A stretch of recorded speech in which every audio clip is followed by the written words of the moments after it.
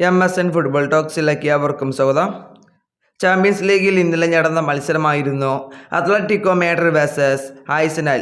ഇന്നലത്തെ ആദ്യപാദ മത്സരത്തിൽ അത്ലറ്റിക്കോ മാഡ്രിഡും ആഴ്സണലും സമനിലയോട് കൂടിയാണ് പിരിഞ്ഞിരിക്കുന്നത്.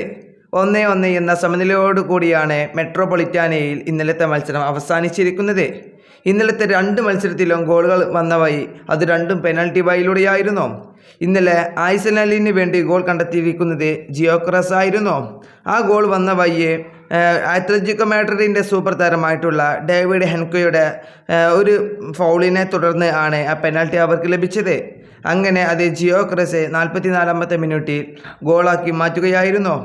അതേസമയം അത്ലറ്റിക്കോ നേടിയ ഗോളാണെങ്കിൽ അത് ബെൻ വൈറ്റിൻ്റെ ഒരു ഹാൻഡ് ബോൾ ചെയ്തതിനെ തുടർന്നാണ് വാർ പരിശോധനയിൽ ശേഷം റഫറി നേരെ പെനാൽറ്റി വിധിക്കുകയായിരുന്നു. അങ്ങനെ അത് ഗോളാക്കി മാറ്റുകയായിരുന്നു ഹൂലിയൻ അൽവാരസ്, അതും 56-ാമത്തെ മിനിറ്റിൽ. ഇന്നലത്തെ മത്സരത്തിൽ അത്ലറ്റിക്കോ മാഡ്രിഡ് എത്രയോ മികച്ച അവസരങ്ങൾ ഉണ്ടാക്കിയെടുത്തിരുന്നു. പക്ഷേ അതൊന്നും അവർക്ക് ഗോളിലേക്ക് എത്തിക്കാൻ ഇന്നലെ കഴിഞ്ഞിട്ടില്ലായിരുന്നു. അതുപോലെ തന്നെ ഇന്നലത്തെ മത്സരത്തിൽ ആൻ്റോണിയോ ഗ്രീസ്മാന് മികച്ചൊരു അവസരമായിരുന്നു ലഭിച്ചിരുന്നത്. പക്ഷേ അതൊന്നും ഗോളിലേക്ക് എത്തിക്കാൻ ആ താരത്തിന് കഴിഞ്ഞില്ലായിരുന്നു. അതുപോലെ തന്നെ ലുക്മാന് ഇന്നലെ നല്ലൊരു അവസരം ലഭിച്ചിരുന്നു. പക്ഷേ അത് ഗോൾ കീപ്പർ തടഞ്ഞിട്ടുണ്ടായിരുന്നു. അതുപോലെ തന്നെ അൽവാർസിൻ്റെ ഒരു കിടിലം അടിയുണ്ടായിരുന്നു.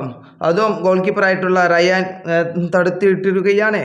അങ്ങനെ ഇന്നലത്തെ മത്സരത്തിൽ അത്ലറ്റിക്കോ മാഡ്രിഡ് മികച്ച അവസരങ്ങൾ ഉണ്ടാക്കിയിട്ടും അവർക്ക് ഗോളിലേക്ക് കണ്ടെത്താൻ ഇന്നലെ അവർക്ക് കഴിഞ്ഞില്ല. അത് അത്ലറ്റിക്കോയുടെ ആരാധകരെ സംബന്ധിച്ചിടത്തോളം വളരെ നിരാശപ്പെടുത്തിയ ഒരു കാര്യം തന്നെയാണ്. ഇനി അടുത്ത ചാമ്പ്യൻസ് ലീഗിൻ്റെ രണ്ടാം പാദ മത്സരം വരാനിരിക്കുന്നത് ആഴ്സണലിൽ വെച്ചുകൊണ്ടായിരിക്കും, അതും എമിറേറ്റ്സ് സ്റ്റേഡിയത്തിൽ വെച്ചിട്ട്. ആ മത്സരത്തിൽ ആരാണ് വിജയിക്കുകയെന്ന് നിങ്ങളുടെ അഭിപ്രായം താഴെ കമൻറ്റ് ബോക്സിൽ രേഖപ്പെടുത്തുക. ഫുട്ബോൾ വാർത്തകൾ അറിയാൻ വേണ്ടി നിങ്ങൾ ഈ ചാനൽ തീർച്ചയായും ഫോളോ ചെയ്യുക.